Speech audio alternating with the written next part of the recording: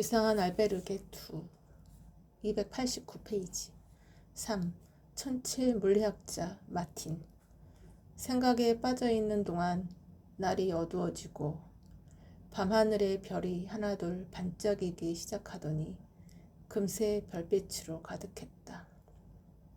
서울에서는 상상도 할 수 없었던 밤 풍경이었다. 야간 촬영에 맞게 카메라를 세팅하고 있는데 옆에서 인기척이 느껴졌다. 돌아보니 언제 옥상으로 올라왔는지 나이가 지긋해 보이는 남자가 망원경을 세우고 있었다. 순례길에서 망원경이라니. 남자는 익숙하게 망원경을 세우더니 망원경 렌즈를 통해 하늘을 올려다보았다. 나는 호기심이 생겨 그에게 말을 걸어보았다. 안녕하세요. 오늘 하늘은 어떤가요? 아, 반가워요. 밤 하늘은 언제나 아름답죠. 그렇군요. 스페인의 하늘은 깨끗해서 별이 더 잘 보이는 것 같아요. 한국은 미세먼지가 많아서 이런 하늘을 거의 볼 수 없거든요. 무엇을 바라보고 있나요? 저도 한번 볼 수 있을까요? 그렇군요. 한국에서 왔나 봐요. 한번 보세요. 그는 내가 망원경을 볼 수 있도록 살짝 옆으로 자리를 비켜주었다.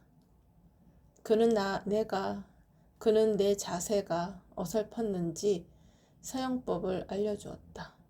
나는 남자의 도움을 받아 하늘을 바라보았다. 익숙한 별자리가 눈에 들어왔다. 와, 오리온 자리가 멋진데요?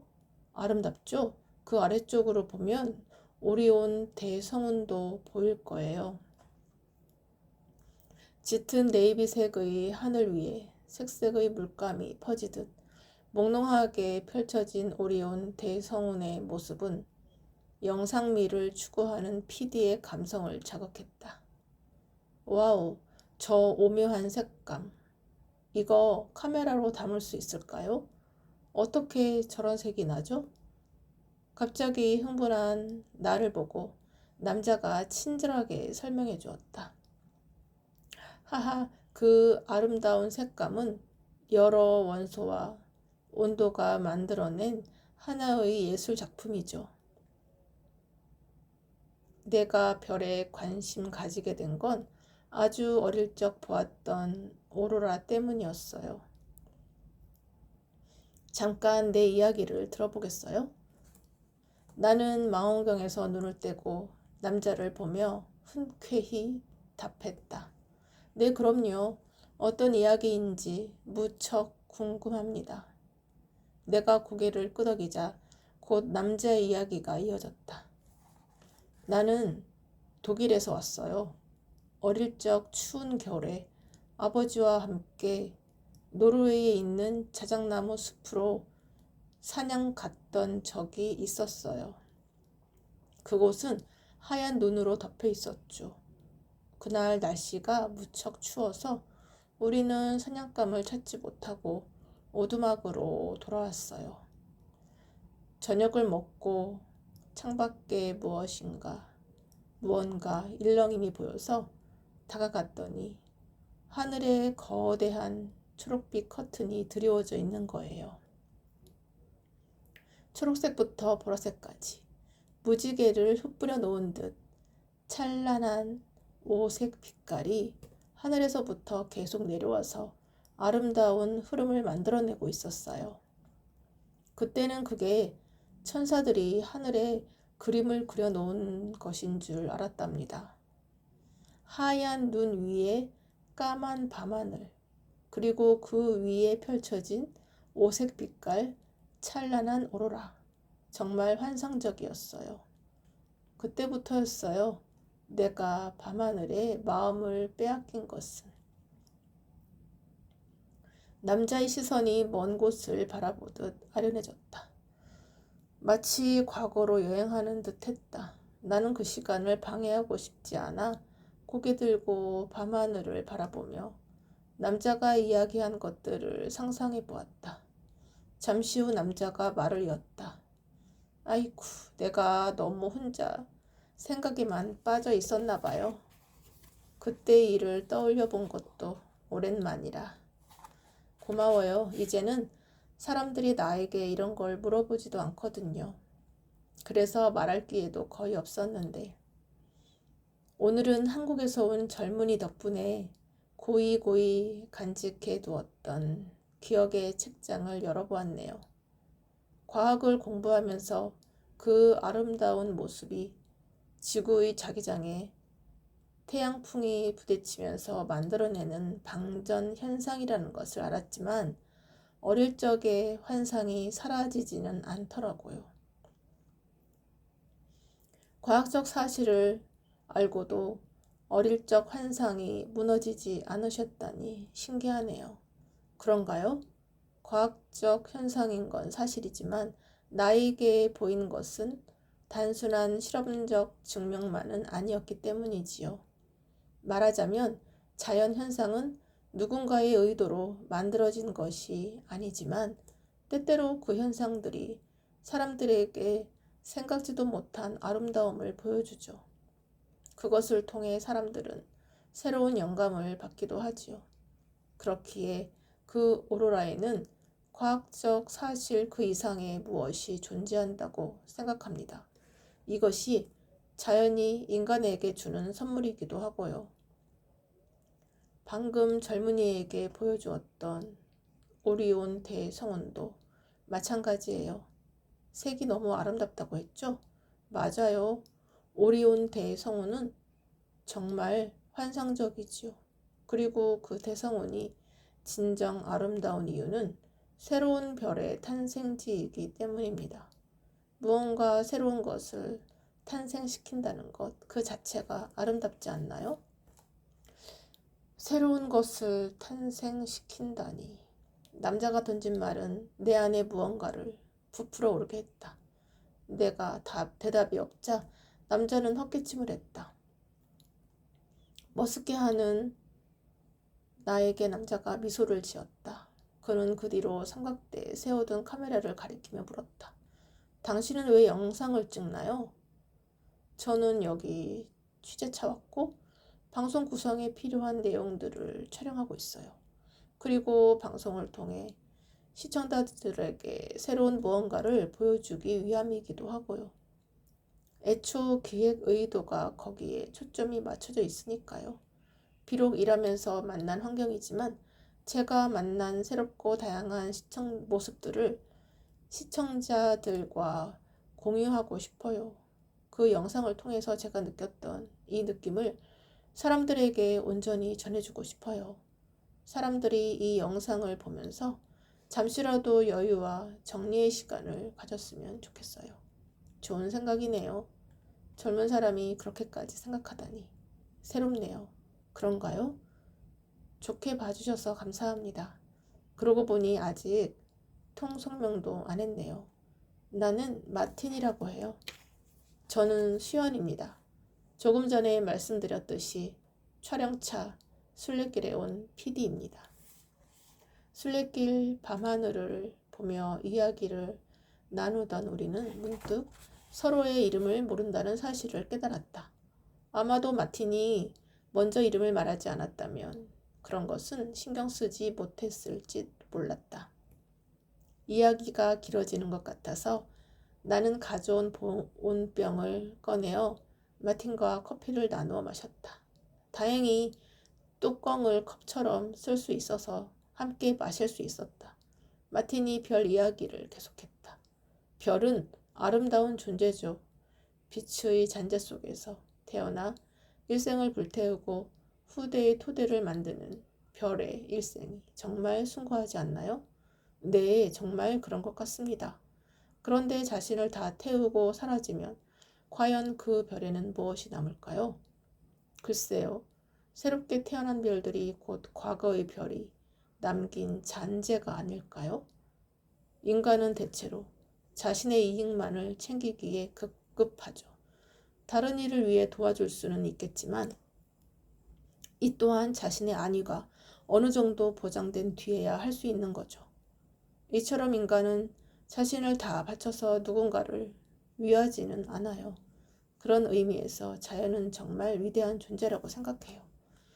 자신을 희생하여 우리 인간들이 쓸 수 있게 해주잖아요.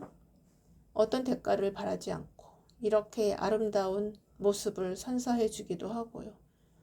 스페인의 아름다운 풍경이나 저 아름다운 오리온 대성운처럼 말이에요.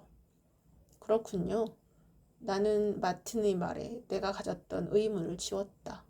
정말이지 자연은 우리에게 어떤 것도 요구하지 않았다. 우리에게 공기를 제공해주고 아름다운 자연 환경을 제공해주고 무엇이든 개발해서 쓸 수 있는 자원도 제공해주고 무엇이나 자연이 주지 않은 것이 하나도 없었다. 묻지도 따지지도 않고 모든 것을 자연은 인간에게 다 내어주고 있다는 사실을 새삼스레 느꼈다. 그러다 문득 나에게 이런 이야기를 해주는 마틴은 어떤 일을 하는지가 궁금해졌다. 마틴, 실례가 되지 않는다면 혹시 어떤 일을 하고 있는지 물어봐도 될까요? 그는 내 질문에 대답하지 않고 그저 밤하늘을 향해 손짓하며 화제를 돌렸다. 자, 그럼 이번엔 오리온 대성우로부터 왼쪽 대각선으로 쭉 올라가 볼까요? 마틴의 손가락은 오리온의 왼쪽 어깨를 향하고 있었다. 마틴이 망원경의 위치를 잡아주었다. 여기 한번 보세요. 나는 마틴의 안내에 따라 망원경을 들여다보았다. 망원경 너머에서는 붉은 별이 빛나고 있었다. 혹시 이 붉은 별을 말하는 건가요? 네, 베텔게우스라는 별이죠. 보다시피 붉은색으로 빛나고 있어요. 지금 그 별은 죽음의 단계에 접어들었어요. 머지않아 과학자들은 베텔게우스가 죽음을 맞이할 거라고 보고 있습니다. 별이 죽는다고요? 나는 마틴의 말을 곱씹어 보았다. 네, 내가 오리온 대성운이 별의 탄생지라고 했던 말을 기억해요? 별의 탄생이 있으면 당연히 죽음도 있겠죠. 수명을 다한 별은 다음 세대의 별이 태어날 수 있게 죽음을 맞이하거든요. 저 베텔게우스도 그런 과정에 있는 별이에요. 저 별이 붉게 빛나는 것도 바로 그걸 알려주고 있죠. 별의 온도는 우리가 상상할 수 없을 만큼 뜨거운데 그 온도가 낮아질수록 붉은색으로 변하죠. 다른 별들보다 유독 크지 않나요? 저런 단계에 있는 별을 적색 거성이라고 부르죠. 죽음을 향해 가는 별. 내가 처음 보고 있었던 별도 바로 저 별이었어요. 별의 죽음을 이야기하는 마틴의 눈동자가 어쩐지 쓸쓸해 보였다. 나는 왠지 그를 방해하면 안 될 것 같아서 잠시 그의 말을 기다렸다. 정확히 알 수는 없지만 이 시간을 통해 그는 무언가를 찾고 있는 것 같기도 했다. 왜 마틴의 눈동자가 쓸쓸해 보이는 걸까? 기다리는 시간이 길어지자 나는 조심스럽게 말을 꺼냈다. 마틴, 혹시 실례가 안 된다면 죽어가는 별을 보고 있던 이유를 물어봐도 될까요? 나의 물음에 마틴은 머뭇거리다 말했다. 아, 죽어가는 별 말이죠. 답을 하던 마틴의 말끝이 흐려졌다. 잠깐의 시간이 지난 후 마틴이 말을 이었다. 죽어가는 별이 누군가를 떠올리게 하기 때문이죠. 아니, 어쩌면 누군가 때문에 저 별을 또다시 찾게 되었는지도 모르겠군요. 이어지는 마틴의 말에 나는 질문을 더 할 수가 없었다. 베텔게우스는 내게 상징적인 별이에요. 사랑하는 이들을 담는 아버지가 돌아가셨을 때, 어머니가 돌아가셨을 때, 그리고 지금이죠. 30년을 같은 곳만 바라보며 함께 해온 사람이었어요. 같이 별을 연구하고 우주에 대한 희망을 꿈꾸었죠. 다른 사람들은 나이를 먹고도 별에 대한 꿈을 가진 나를 비웃기도 하고, 별을 연구하는 천재 물리학자가 아이 같은 꿈을 잃지 않는다는 걸 매우 신기해하기도 했지만, 그 사람만은 나와 같은 꿈을 꾸었죠. 그런데 이젠 그 사람이 나와 더는 함께 할 수 없게 되었어요. 그 사람의 마지막까지도 내가 해줄 수 있는 건 아무것도 없었어요.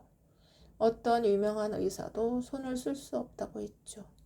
암 덩어리들이 너무 많이 퍼져서 치료하기 위해 무언가를 시도하는 게 오히려 환자를 더 고통스럽게만 할 뿐 이미 늦었다고요. 그들도 이렇게 빠른 전이는 처음 본다고 했어요. 어째서 그 사람에게 그런 일이 일어났는지 모르겠지만 그 또한 자연의 순리로 받아들이려고 해요. 그 사람이 그랬듯 말이죠. 그리고 그 시간을 베텔게우스에 담기 위해 순례길에 올랐죠. 순례길을 걸어오는 동안 밤마다 그 별을 보며 그 사람과의 시간을, 그 사람이 꿈꾸었던 것들을 담고 있어요.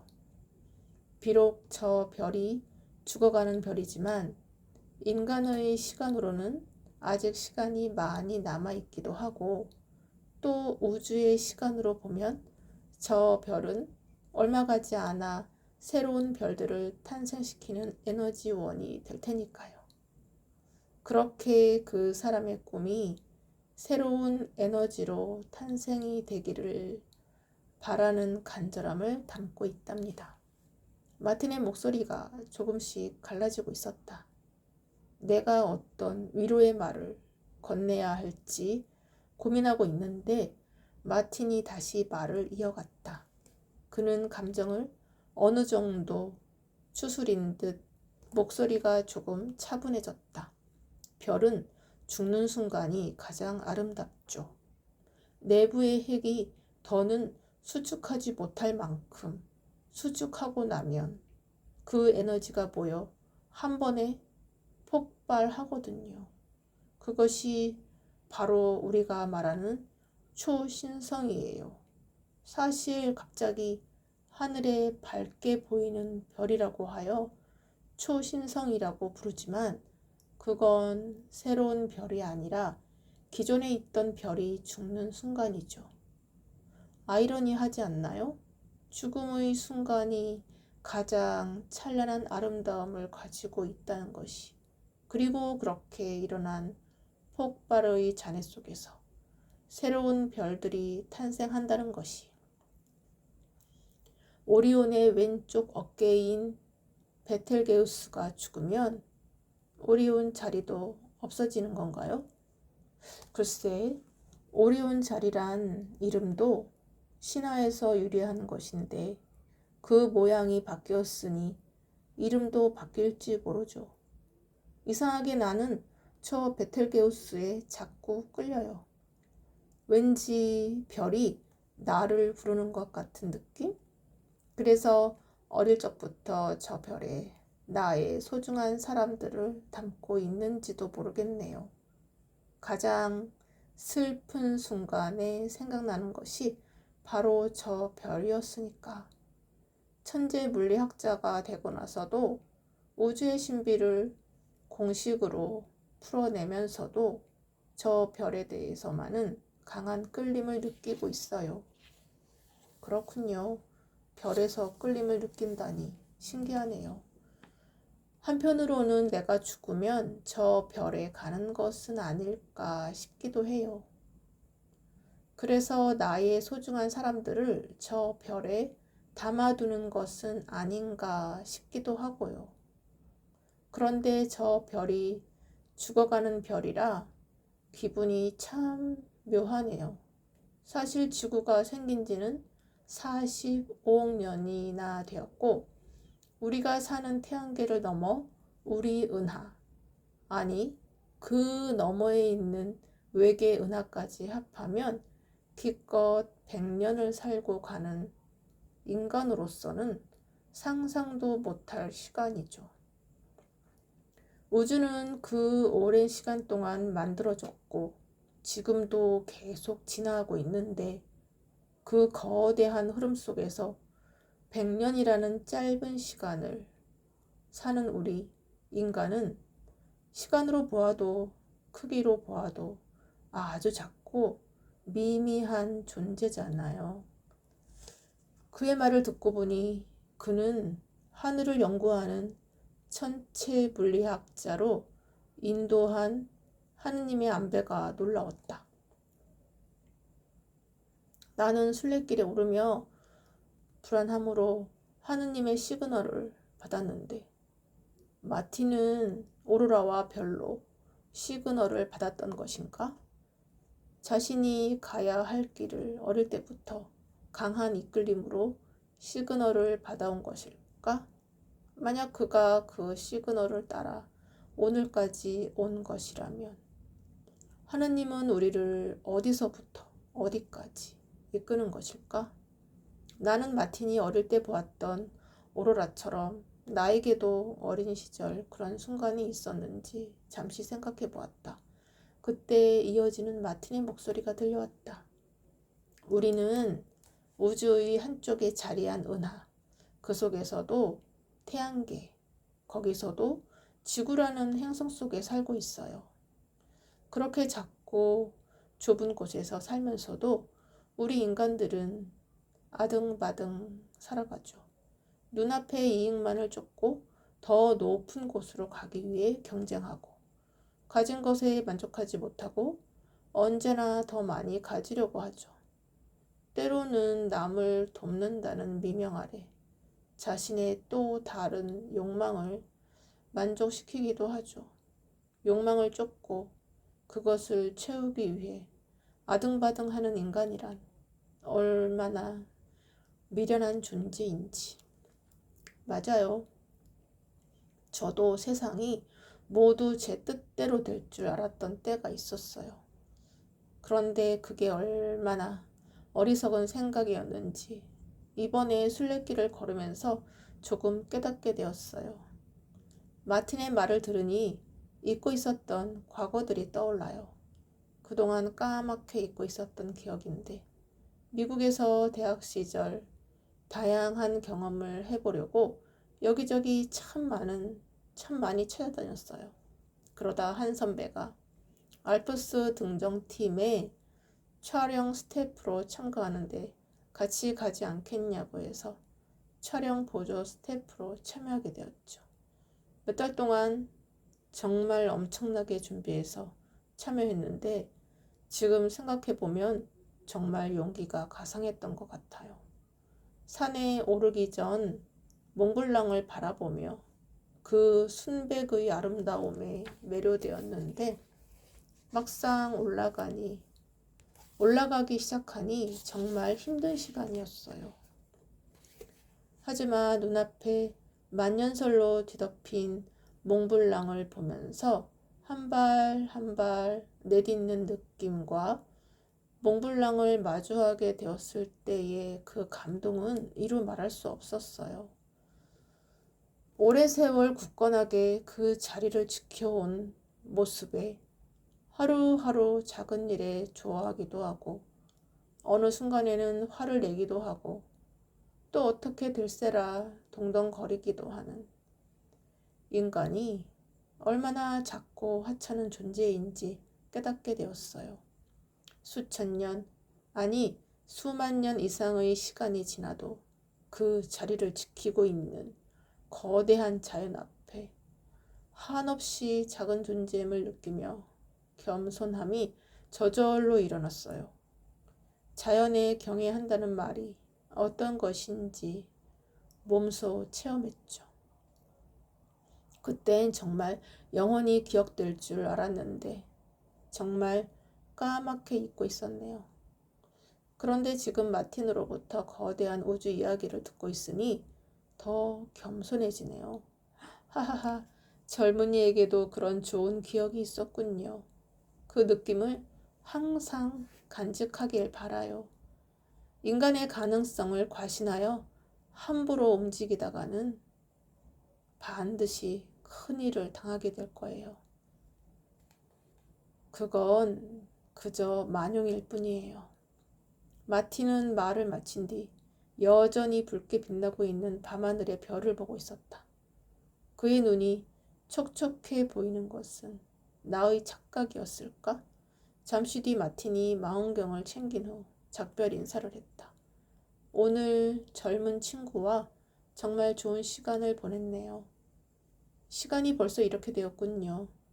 남은 길도 신의 은총이 가득하길. 마틴이 내려간 후로도 나는 밤하늘을 바라보며 한참을 그 자리에 머물러 있었다. 그리고 조용히 눈을 감고 명상에 들어갔다. 그동안 내가 읽었던 답변들이 영화처럼 떠올랐다. 피레네에서 길을 잘못 들어서 만나게 되었던 첫 질문 알베르게. 그곳에서 받았던 답변을 시작으로 나의 이번 취재길이 얼마나 특별해졌는지를 생각했다. 저스틴은 잘 지내고 있을까? 지금쯤 어디에서 무엇을 하고 있을까? 그의 정체를 알고 나서는 정말 괘씸했지만 덕분에 처음으로 누구에게도 말하지 못했던 나의 가정사를 꺼내 질문할 수 있었다. 그 질문이 도화선이 되어 본격적인 질문 알베르게 여정이 시작되었고 여기까지 올 수 있었다. 저스틴에게는 고맙다는 생각이 들었다. 그리고 세라의 열등감에 대한 질문과 답변지가 나에게 큰 전환점이 되었다. 전혀 알지 못하는 나에게도 선뜻 자신의 열등감을 공개했던 그녀의 질문은 도리어 나에게 깊은 감명을 주었고 진정 용기 있는 사람의 모습이 무엇인가에 대해 생각해 보게 했다.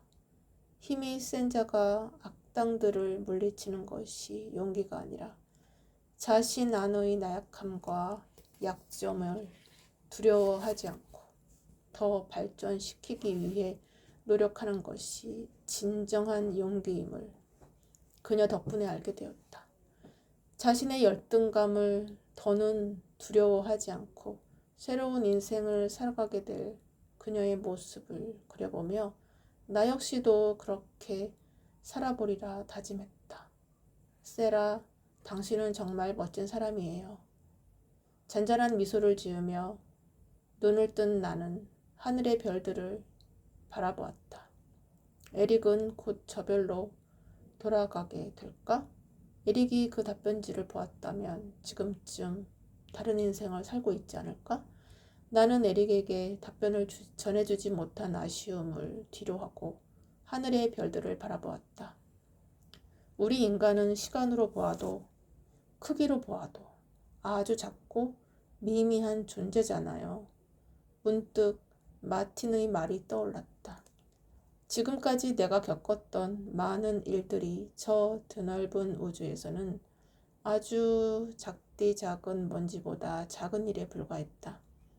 그런데도 우리는 이 작은 지구에서 북적거리며 아주 사소한 것들에 매여 그것이 전부인 양 착각하며 살고 있었다.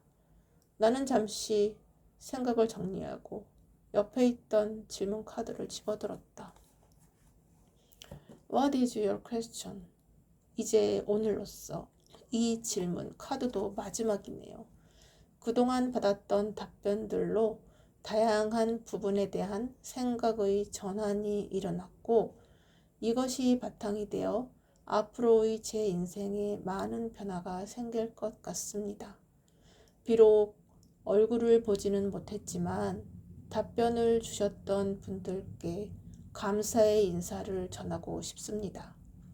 이 편지를 받으시는 분이 그동안 제게 답변을 주셨던 분들과 연결되는지는 모르겠지만 만약 연결되신다면 꼭 전해주셨으면 하는 바람을 담아 감사한 마음을 적습니다. 그리고 오늘 별빛 가득한 밤 하늘 아래에서 그동안의 시간을 돌아보며 거대한 우주 속에 인간이 얼마나 미약한 존재인지 깨닫게 되었고 자연 앞에 한없이 겸손해야 함을 깨달았습니다. 지금까지 주신 답변들 덕분에 새로운 삶의 의미를 찾은 것 같습니다. 다시 한번 감사드립니다. 나는 다시 한번 밤하늘을 올려다보았다. 지금까지는 질문 카드에 질문만 적었다. 하지만 오늘은 밤하늘의 별을 마주해서인지 그동안의 일들에 대한 감사함이 올라와 마지막은 질문이 아닌 감사함을 담았다.